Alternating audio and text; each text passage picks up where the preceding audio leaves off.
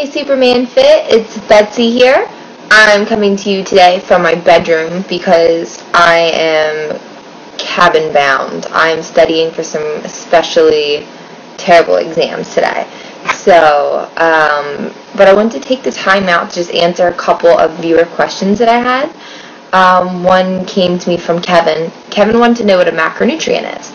I'm actually really glad you asked that because I didn't clarify that. Basically, macronutrients are the primary fuel sources for your body.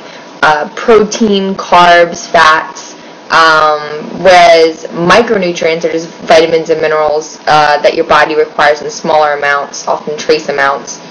And they're basically usually attained through proper nutrition. So if you're taking in an adequate amount of your macronutrients, have a good macronutrient profile, you should be getting all of your micronutrients through that.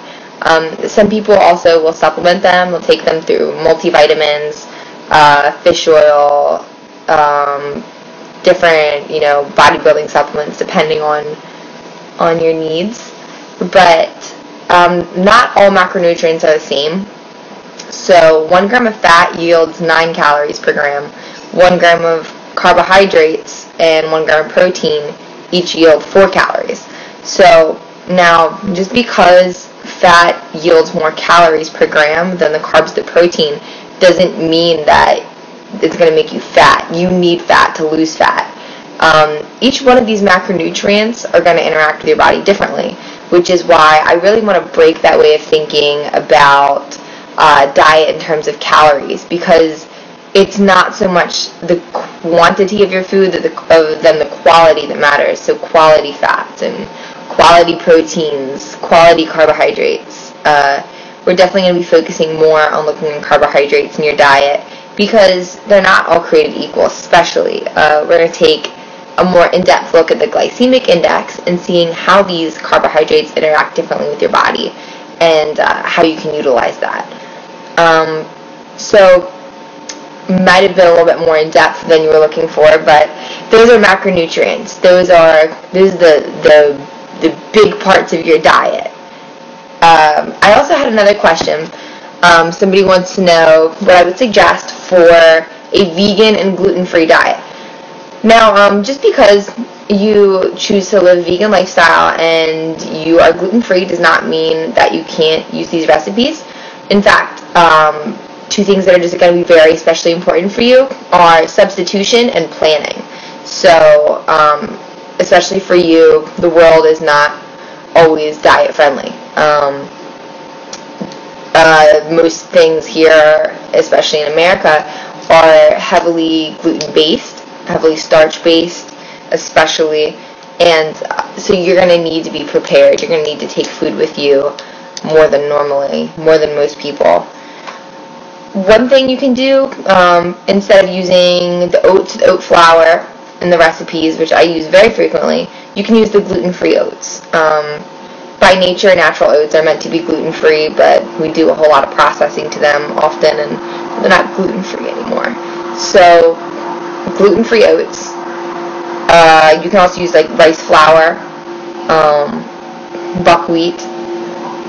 One thing that's really good for you to keep on hand for carb sources is also quinoa. If you've ever used it, you can cook some and just keep it in your fridge for a quick carb source.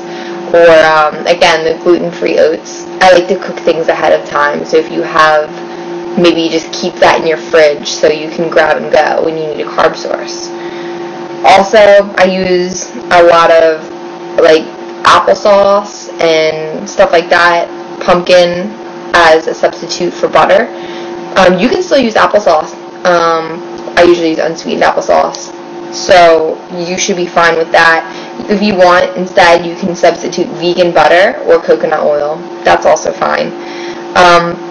Anything calling for milk, yogurt, butter, anything like that, you can substitute, for the most part, you can substitute applesauce, or you can substitute that coconut oil, that vegan butter,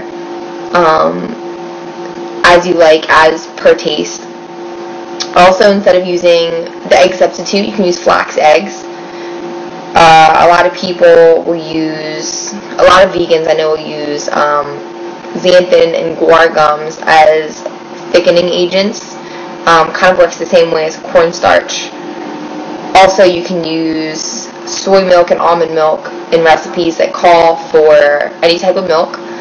I really like unsweetened vanilla almond breeze. In fact, they make a vanilla coconut version now, which is so good. So good. And I will use the vanilla almond milk sometimes, depending on where I am in my diet. Right now, I'm not using a whole lot of almond milks, but I will be in the future. I use them in a lot of baking. So, that's really good. Look into that. Also, as far as the protein powder, since I do use a lot of protein powder in the recipes, one really popular protein powder, a vegan protein powder, is called Sun Warrior. I know a lot of people really like that. It's really popular, and I've never tried it, but I've heard the taste is very good. Especially, a lot of people use it, so it has to be pretty good. It's also gluten-free, dairy-free, so you should be fine with that. You can still use the stevia. So I use stevia in the raw. That is plant-based, so you'll be fine with that. Another thing is that tofu is a really good protein source in your diet. So I would definitely look into recipes using tofu. Start getting good with tofu, because you don't want to slack on that protein, which is another reason that Sun Warrior comes in really handy.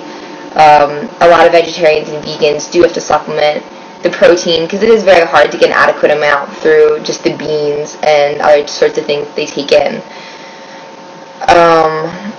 Another thing, I think you're going to really like my peanut butter protein balls. So I'm going to be coming out with a recipe for that. Another thing for sweetener, you might also really like an organic or natural honey. You can add that as well as the stevia. Or if you like to just use like an all-natural substitute, organic substitute. I know a lot of vegans like to stay as close to 100% real as possible. So definitely, look into like an organic sugar if you're going to be using sugar instead of the stevia. And you'll also probably need more sugar than the stevia. Stevia tends to be a little bit less sweet than the sugar, depending on your taste. That's my personal view. But I hope that helps you a little bit. It's definitely, I admire you for that lifestyle, and that takes a great amount of dedication. But planning, preparation, very, very important. And just make substitutes. You can still use these recipes. But, yeah, I hope that's helpful. And again, that's amazing that you're able to do that. You guys, this is my viewer response for the day. But please feel free to comment. Keep on sending me questions. And I will talk to you soon. Wish me luck. Bye.